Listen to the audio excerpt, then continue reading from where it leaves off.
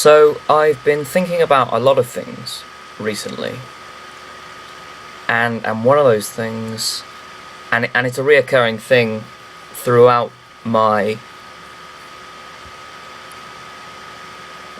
kind of teenage years and sort of going into, now I'm getting into my 20s and things, death. And because when you're younger you don't really consider these things. That's why kids are always, honest and very blunt. They don't fear that kind of. They don't have that stake in life that I suppose you get when you transfer out of childhood and start growing up a little bit. So yes, I've been thinking about death and life after death. What happens to you once you've died? And so, if people ask me what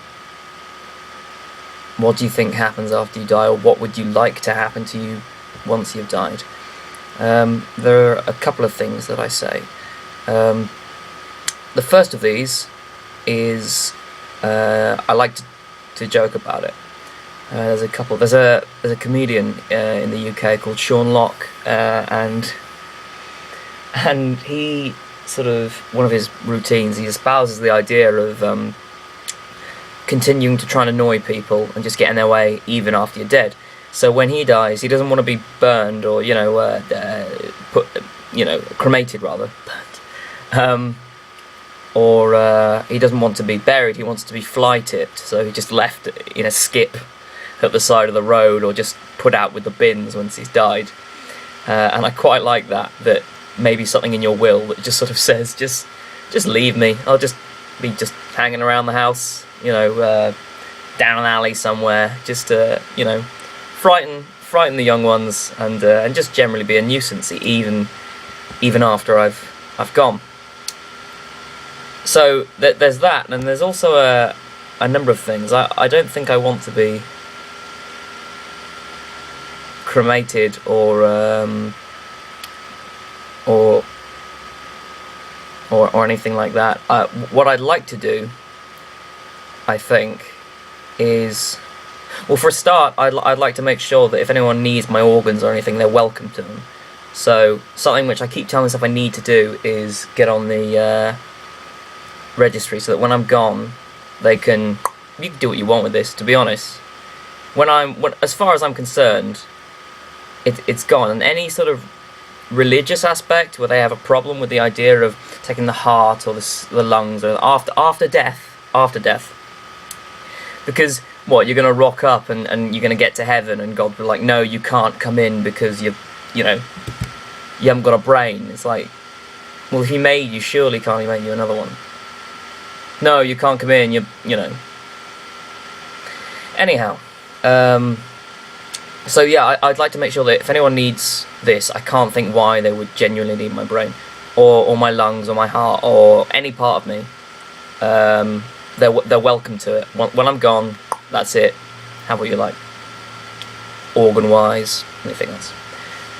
So there's that, and there's also, I had a funny conversation with a friend of mine, and we were talking about what we would do. This is a little while ago. If we had all the riches in the world, all the wealth or whatever, what we'd like to do with ourselves after we died. And there was my friend said he'd like it if in his will he would be put into space, except no one would know. This would be a totally covert operation. No idea how they do it, but he'd like to be put into space in a Superman costume, so that when the Mars rover or whatever, or Curiosity or a shuttle or something is going around, they just see dead Superman floating just out in space. That'd be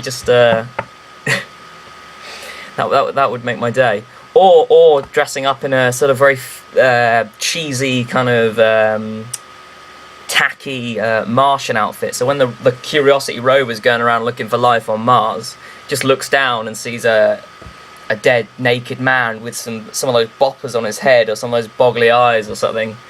That would be fantastic. just to come up, bring it up on, you know, the scrolling news. We're getting the first pictures live from Mars. This is life, you know, and it's just a sort of saggy dead man with painted green or something. That'd be fantastic.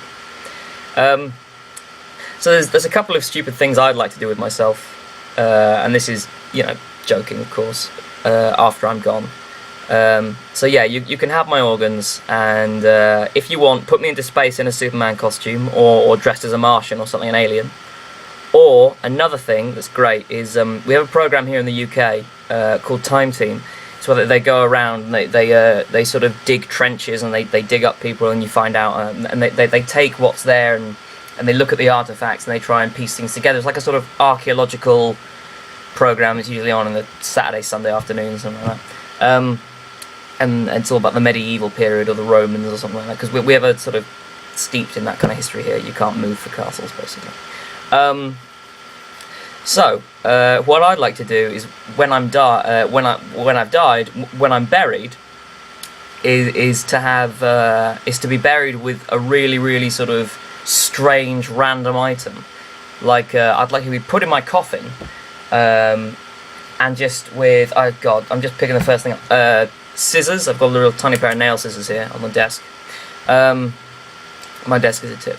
So I'd like to be buried with 50 pairs of these little nail scissors, so that when the presenter of the archaeology show is digging me up, like in, I don't know, 100, 1,000 years time, this is if they still have television shows and they're not beaming it into your brain or something, he digs me up and goes, oh well, we found this skeleton here, and it's got these nail scissors. So obviously scissors were an important thing, and just to give, you know, an important thing 1,000 years ago or something. So just totally mess with what the idea of important things were back then, which then makes me think that's a little bit frightening now, because if people are going to look back, what will they think are the most important things of our lifetimes?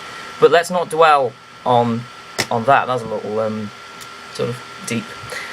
But moving on past the silly stuff, and getting to something that I said I was really going to talk about, but I've actually gone off on a bit of a ramble. It's the idea of what I genuinely like to happen when I die, or what I think life after death is. And I don't think I'll go anywhere when I die. I'll go into the ground, and I'll turn into food for other things, and energy and matter that has always been, and disperse, just become disorganized. And that doesn't bother me. I don't mind being dead. I'm sure when it comes to it, I will be shit scared of dying. But it doesn't bother me being dead. Well, you wouldn't know, would you? I mean, being dead's a lot like not being born, so you don't really have an opinion. So I like the idea of just dispersing. I think that's a lovely thing. Going back into the universe, just in a much more sort of disorganized, disordered state. And if you can have some fun with the body, like a ventriloquist act or something before you do that, why not? I'm just kidding. So yeah, that's really how I see it. Yeah, quite an interesting one. So a couple of things to do there after you've died. Anyway, take care. Bye.